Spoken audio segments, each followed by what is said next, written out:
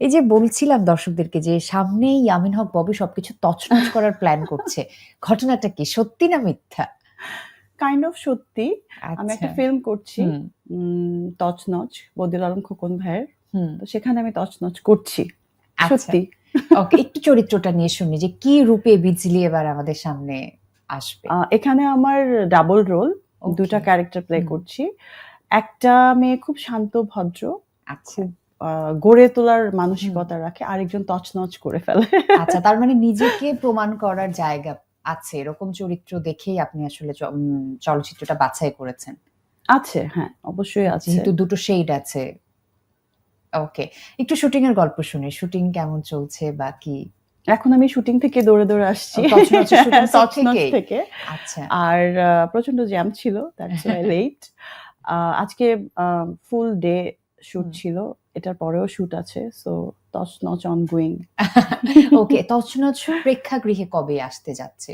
কোন প্ল্যান এখনো বা আমাদের কিছু? শুট বাকি আছে। হুম, শুট শেষ হলেই আসলে বলতে পারব। আচ্ছা। কতদিন মতো শুটিং হলো আর কেমন কি বাকি আছে?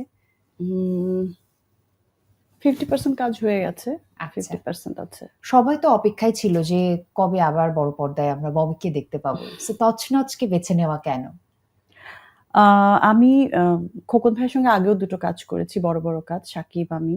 হুম, খোকন ভাইয়ের লাস্ট ২ টো ছবিতে ঈদের ছবি ছিল। সো হুম, এরকম আরেকটা ক্যারেক্টার নিয়ে আসছি। আসলে আমি আ আ মানুষ আমাকে খুব কমার্শিয়াল বলব না, খুব এন্টারটেইনিং ওয়েতে দেখে হুম। অভ্যস্ত বা ইটস ট্রু। পছন্দ করে। হ্যাঁ, হ্যাঁ। আমি পার্সোনালি কিন্তু পছন্দ করি একটু ডিফারেন্ট টাইপের ক্যারেক্টার। সো আমি কমপ্লেইন করছি না যে আমি একটু যেরকম আমাকে দেখতে চাই তেমন হয়তোবা না।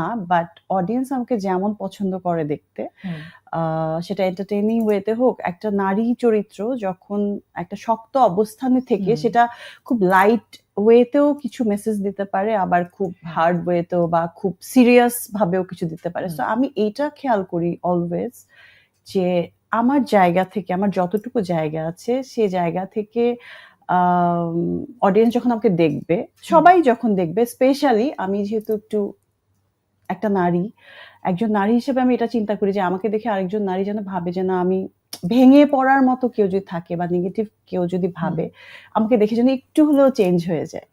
আচ্ছা। একদম ব্যক্তি ববির চিন্তাভাবনার কথা শুনলাম। আপনি বলছিলেন যে দর্শকের আসলে দোষ না, দর্শক অনেক কিছু ভাবে।